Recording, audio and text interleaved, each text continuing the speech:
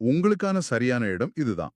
இந்த ஷோவோட நோக்கமே ரொம்ப சிக்கலான விஷயங்கள உங்களுக்கு எந்த தகவல் சுமையோ குழப்பமோ இல்லாம ரொம்ப எளிமையா பிரிச்சு மேவுதுதான். ஆமா. இன்னைக்கு நாம பிளாக் செயின் உலகத்தையே புரட்டி போட்டுட்டு இருக்கிற ஜீரோ நாலேஜ், அதாவது ஜிகே கிரிப்டோகிராஃபி பத்தி தான் பேச போறோம். குறிப்பா புதிதாக வரவிருக்கும் அனுபீஸ் பிளாக் செயின் எப்படி வேலை செய்யுது, இதனால ஆரிஜின் சமுதாயத்துக்கு கிடைக்க போகும் நன்மைகள் என்ன அப்படிங்கறத ரொம்ப ஆழமா விவாதிக்க போறோம். இதுக்காக நாம நிறைய மூலங்களை அலசி ஆராய்ஞ்சிருக்கோம். வென்ட்ரல் டிஜிட்டல் தளத்துல பேட்ரிக் டி எழுதிய சிக்மா புரோட்டோகால் பத்தின கட்டுரைகள், அப்புறம் புல்லட் ப்ரூஃப்ஸ் மற்றும் ப்ளாங்கி 2 பத்தின கல்விசார் ஆய்வு கட்டுரைகள். அந்த ஜீதர் நெட்வொர்க்கோட ரகசிய பரிவர்த்தனை ஆவணங்கள் கூட நாம பார்த்தோம். உண்மைதான். அது மட்டும் இல்லாம சமீபத்துல பேங்காக் நகர்ல நடந்த ஆரிஜின் சமூகத்தின் நேரடி நிகழ்வு அப்டேட்கள், இப்படி ஒரு பெரிய தரவு மழையையே நாம இன்னைக்கு சுருக்கி பார்க்க போறோம். ஆனா நிகழ்ச்சிகள்ல போறதுக்கு முன்னாடி ஒரு சின்ன விளக்கம். நாம இன்னைக்கு விவாதிக்க போற தரவுகள்ல நிறைய நிதி சார்ந்த விஷயங்கள், டோக்கனாமிக்ஸ் எல்லாமே இருக்கு. ஆமா. ஆனா இதுல எங்களுக்கு எந்த விதமான தனிப்பட்ட நிலைப்பாடும் கிடையாது. கண்டிப்பா. எந்த அரசியல் அல்லது நிதி சார்பும் இல்லாம அந்த மூல ஆவணங்கள்ல என்ன சொல்லப்பட்டிருக்கோ அத அப்படியே நடுநிலையா உங்களுக்கு கொண்டு சேர்க்கிறது மட்டும்தான் எங்க வேலை. இது எந்த வகையிலும் ஒரு முதலீட்டு ஆலோசனை கிடையாது. கரெக்ட். சரி, விஷயத்துக்கு வருவோம். முதல்ல இந்த ஜிகே ப்ரூஃப்ஸ்னா என்ன? இத ஒரு சாதாரண ஆளுக்கு எப்படி புரிய வைக்கலாம்னு யோசிச்சேன். நான் இப்படி ஒரு உதாரணம் சொல்றேன். என்கிட்ட ஒரு பெரிய ரகசியம் இருக்கு. ஆனா அந்த ரகசியம் என்னன்னு நான் உங்ககிட்ட சொல்ல மாட்டேன். ம். ஓகே. அதே சமயம் எனக்கு அந்த ரகசியம் கண்டிப்பா தெரியும் அப்படிங்கறத மட்டும் எந்த சந்தேகமும் இல்லாம நான் உங்களுக்கு நிரூபிக்கணும். இப்படி ரகசியத்தை உடைக்காமலேயே அதை கணித ரீதியா நிரூபிக்கிற ஒரு மாயாஜால முறைதான் இந்த ஜீரோ நாலேஜ் ப்ரூஃப். ரொம்ப சுலபமா சொல்லிட்டீங்க. ஆனா இது பிளாக் செயின்ல எப்படி வேலை செய்யுதுன்னு புரிஞ்சுக்க நாம தொழில்நுட்பத்தோட கொஞ்சம் பழைய பக்கங்களுக்கு போகணும். பழைய பக்கங்கள்னா எவ்ளோ பழசு? ஆரம்ப காலகட்டத்துல பரிவர்த்தனைகளை ரகசியமா வச்சுக்க ஜீரோ காயின் அப்படின்னு ஒரு முறை கொண்டு வந்தாங்க. இது ஸ்ட்ராங் ஆர்எஸ்ஏ அக்யூமுலேட்டர்ஸ் அப்படிங்கிற ஒரு கணித முறையை பயன்படுத்துச்சு. ஓஹோ! ஆனா பேட்ரிக் டிஏ அவரோட கட்டுரையில ரொம்ப தெளிவா ஒரு விஷயத்தை குறிப்பிடுறார். இந்த ஜீரோ காயின்ல ஒரு மிகப்பெரிய குறைபாடு இருந்துச்சு. அதுக்கு பேரு இன்ஃப்ளேஷன் பக்ஸ், அதாவது பணவீக்க பிழைகள். ஒரு நிமிஷம். பிளாக் செயின்ல பணவீக்க பிழையா? அதாவது கிரிப்டோ உலகத்துல ஹேக்கர்கள் புதுசா காயின்களை உருவாக்குறத பத்தி சொல்றீங்களா? ஆமா, அதுதான் இதுல இருந்த மிகப்பெரிய ஆபத்து.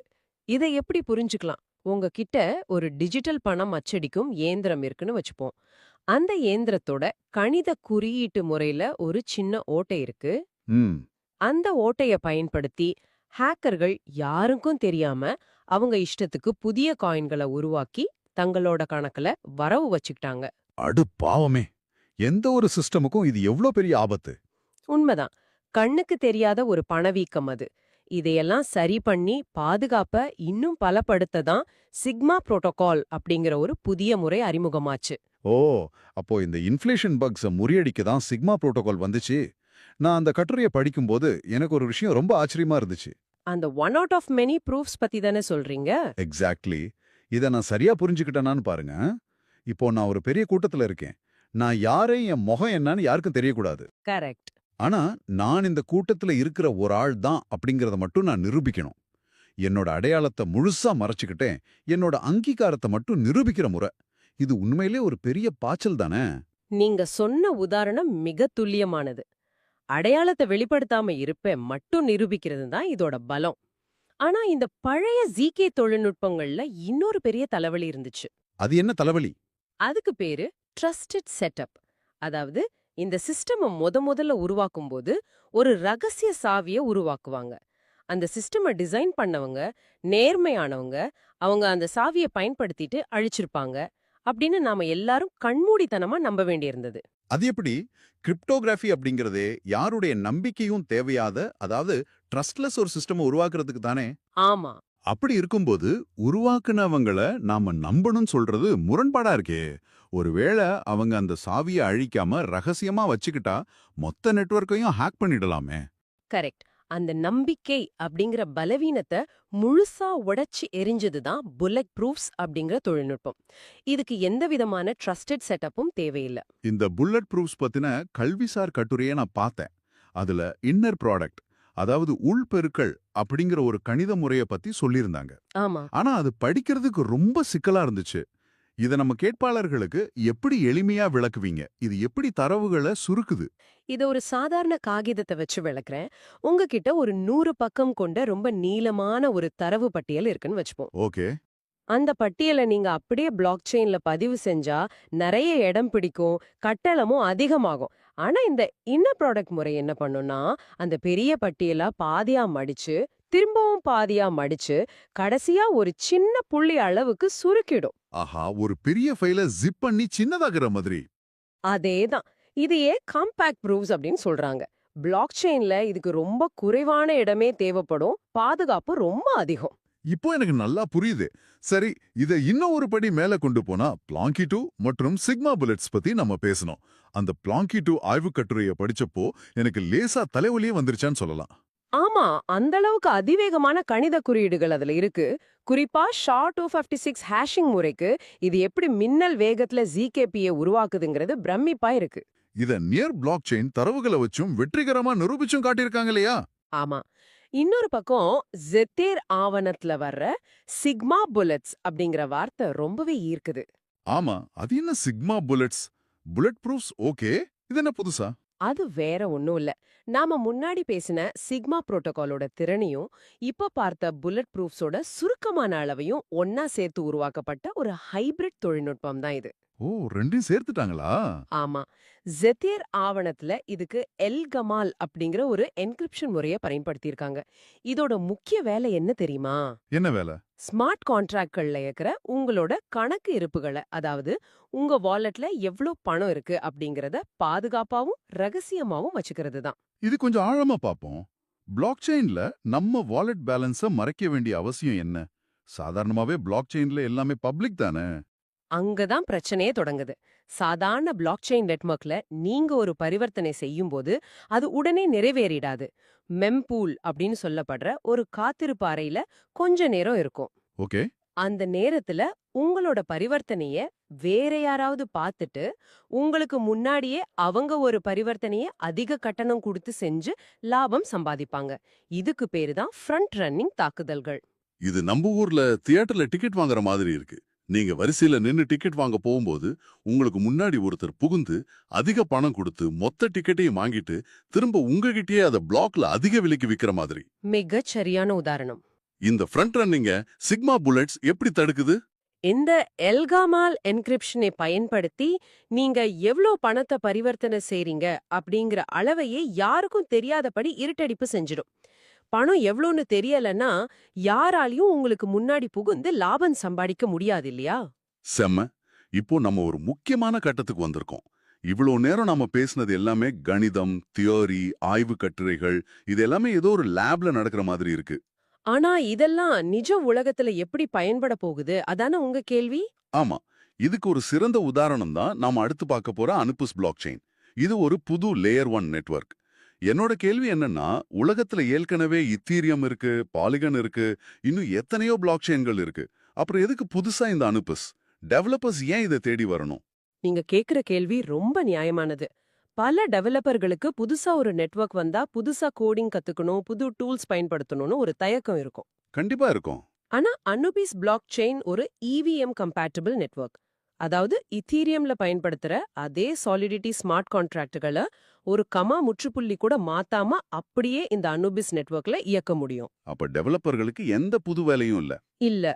ஆனா மத்த நெட்வொர்க்கை விட இது ஏன் சிறந்ததுன்னா, இதுல இருக்கிற நேட்டிவ் பிரைவசி, அதாவது அடிப்படையிலேயே அமைந்த தனி உரிமை. இந்த நேட்டிவ் பிரைவசில செலக்டிவ் பிரைவசி, அதாவது தேர்ந்தெடுக்கப்பட்ட தனியுரிமை அப்படின்னு ஒரு ஆப்ஷன் இருக்கிறதா நான் படிச்சேன். ஆமா, அது ரொம்ப முக்கியமான அம்சம். அதாவது பிளாக் செயின்ல என்னோட பரிவர்த்தனை ரகசியமா இருக்கும். ஆனா நான் நினைச்சா யாருக்கு வேணுமோ அவங்களுக்கு மட்டும் அதை காட்டிக்கலாம்.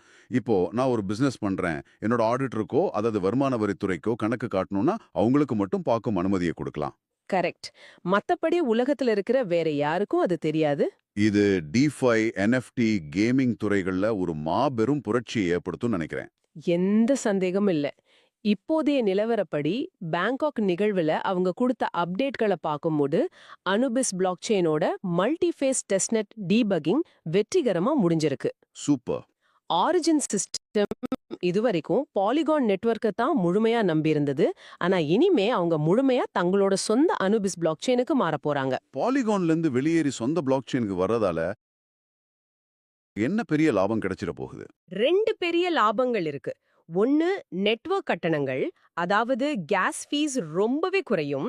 2வது, அந்த கட்டணங்களை செலுத்த இனி பாலிகானோட காயின்கள் தேவையில்லை. அப்ப எதை வச்சு செலுத்துவாங்க? அனுபிஸ் நெட்வொர்க்கோட சொந்த டோக்கன்ஸ் மூலமாவே அந்த கட்டணங்களை செலுத்திக்கலாம். இது அந்த நெட்வொர்க்கோட பொருளாதாரத்தை அவங்களுக்குள்ளேயே தக்க வைக்க உதவும். ஓ, அப்புறம் டெவலப்பர்ஸ் வழக்கமா பயன்படுத்துற மெட்டாமாஸ்க், ரிமிக்ஸ் மாதிரியான டூல்ஸையே இதற்கும் பயன்படுத்தலாம் அப்படிங்கிறது ஒரு பெரிய ரிலீஃப் தான். கண்டிப்பா. சரி, இப்ப நாம பேங்காக் நிகழ்வோட மைய பகுதிக்கு போவோம்.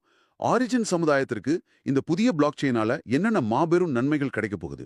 நிறையவே இருக்கு. அந்த நிகழ்வுல பகிரப்பட்ட தரவுகள் எல்லாமே ரொம்ப பிரம்மாண்டமா இருந்துச்சு. குறிப்பா ஆரிஜின் சமூகம் இப்ப 20 லட்சம் பயனர்களை நெருங்கிக்கிட்டு இருக்குன்னு அறிவிச்சிருக்காங்க. இது சாதாரண நம்பர் கிடையாது. ஆமா, 2 மில்லியன் பயனர்கள் அப்படிங்கிறது ஒரு மிகப்பெரிய நெட்வொர்க் எஃபெக்ட். இதுல ரொம்ப முக்கியமான விஷயம் என்னன்னா, அனுப்பி காயினோட டோக்கனாமிக்ஸ். இதுல தான் பலருக்கும் ஒரு ஆஹா மொமெண்ட் இருக்கும்னு நினைக்கிறேன். ஆமா, பிட்காயினை போலவே இந்த அனுப்பி காயின்களும் மொத்தமே 2,10,00,000, அதாவது 21 மில்லியன் மட்டுமே உருவாக்கப்பட்டிருக்கு.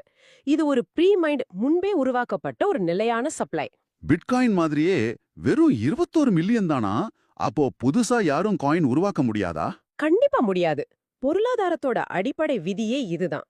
சப்ளை ரொம்ப கம்மியா இருந்து டிமாண்ட் அதிகரிக்கும் போது நீண்ட கால அடிப்படையில அந்த காயினோட மதிப்பு உயருவதற்கான வாய்ப்புகள் அதிகம். இதனால தான் இந்த 21 மில்லியன் அப்படிங்கிற உச்ச வரம்பு ரொம்ப முக்கியமா பார்க்கப்படுது. ஆமா, சப்ளை குறைவு, மதிப்பு கூடும் எல்லாம் சரி. ஆனா அந்த அனுப்பி காயின்களை சாதாரண மக்கள் எப்படி வாங்குறது? அதுக்கான வழிமுறையும் பேங்காக் ஈவென்ட்ல சொல்லியிருந்தாங்க.